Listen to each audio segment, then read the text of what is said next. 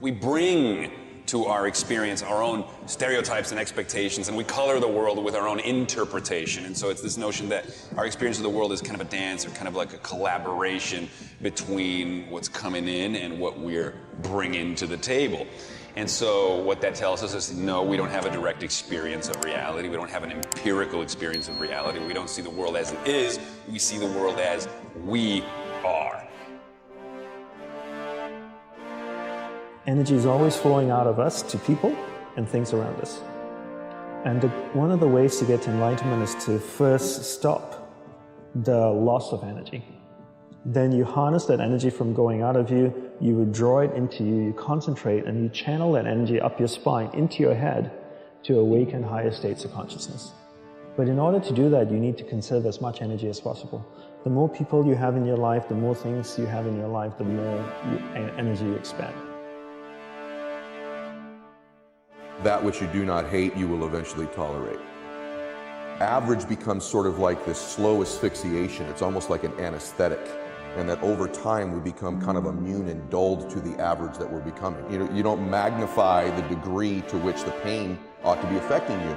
And so really what he means in that is, listen, you're going to get out of your life what you'll accept. That's really difficult for people, I think, to understand is, look, what you think you're worth and what you're going to tolerate is absolutely what you're going to bring into your life.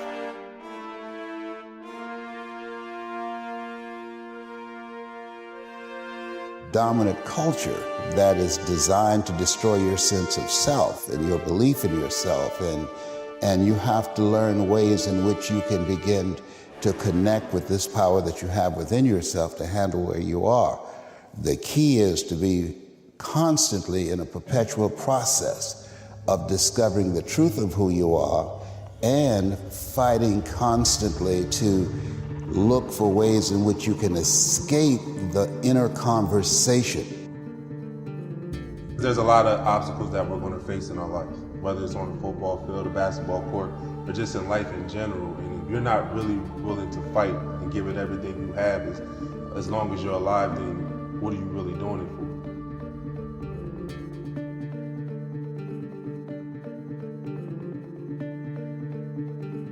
Because if you're not feeling well, what do? You go online, right? You look at people standing at the bus stop for 10 minutes waiting for the bus. They get uncomfortable with being with themselves, they pull out the phone and they start engaging with something. Because to actually be with you is probably one of the most challenging things you can face in life. And the whole purpose of the monastery is to strip everything and everyone away from the person, and they're only left with themselves. When I thought I was going to die, I saw scenes of my life when I was surrounded by the people that I loved. And my instant feeling was, I'm going to miss them. And they're going to miss me. That realization is like, oh my God, at the end, all you're going to wonder is about your family and your friends and people you love, and all that they're going to miss you because you're going to see scenes of your life surrounded by people you love at the very end. And I'm like, so live your life so it's this epic, beautiful movie. Insight is when you are listening. Insight is when you go through introspection. Insight is when you meditate. Insight is when you learn to listen to your heart and your intuition. And insight is what you call a satori. It's growth through awakening. Like I let myself sort of feel the pain and the difficulty of being not where I want to be in whatever that area is, whether it's my spirituality, my relationships, my money. I let myself feel that pain because, as you know, there's two motivators, right? There's the gaining of pleasure, right? Wanting to go get something, chasing the dream. But then there's the avoidance of pain. And for a lot of champions, that's a pretty big driving force for them. And so at least for me, I leverage both of those things on me to get myself to take action. Dare to be willing to question everything you thought you knew. Dare to dissolve your own dogmas. Dare to be challenged. Dare to see the world differently today than you saw it yesterday. Motivation's crap. Motivation comes and goes. When you're driven, whatever's in front of you will get destroyed. What you really want wants you to, because what you really want versus what you think you want, what you really want comes from the soul. And what you really want, because your soul is part of this larger universe, it wants you too. And so, don't tune in to the rules of the world that tell you who to be, or what to want, or what to do. Instead, be who you really are. Listen to that soul, and know that what the soul wants, the universe wants you to have. And this is when the magic happens. And we don't have priorities in life. Most people don't have clear priorities in life.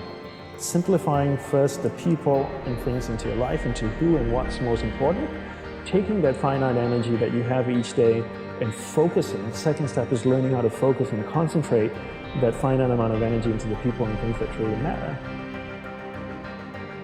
I think for me, optimism, though, is definitely like an antidote, right? It's my way of raging against the darkness, living in a space of possibility, living in a space of pronoia as an antidote to paranoia, right? Pronoia is I connect the dots and I think that everything could go better than it's been going before, that things might get better, that we can overcome, that we shall overcome. So it is a choice you make.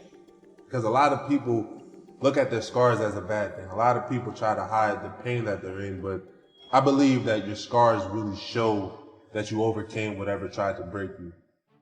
The more we can begin to reward ourselves with bliss, we're not going to lose our dissatisfaction. We're not going to lose that. And so for me, our brains, there's dopamine hit you get when you do something successful. If you constantly cheat yourself out of that hit, right, biomechanically in your body, less and less in the future will you want to achieve the next level, the next dream, the next step. And that's why so many people stall out in life. They got to a certain point and they cheated themselves out of the bliss, out of the celebration. It's important that we celebrate our wins, we celebrate our lives, because it causes us to want the next bite. It keeps us hungrier, not the reverse. We have the ability to go in such a space if you're willing to suffer, and I mean suffer. Your brain and your body, once connected together, can do anything. I always say you should never pursue happiness. Don't pursue happiness. Pursue a lifestyle where the byproduct of that lifestyle is happiness. You can find things to be grateful for in that space. Man, is your life going to be rich when there really are external things to be grateful for. So my first mechanism out of that space was honestly to stack the things I was grateful for, and I started reinforcing it over and over and over again. And what happens is there's this reticular activating system in our brains, right? And all of a sudden, because that's the messaging I was giving myself, all of a sudden, all these things start to come into my awareness that I'm grateful for.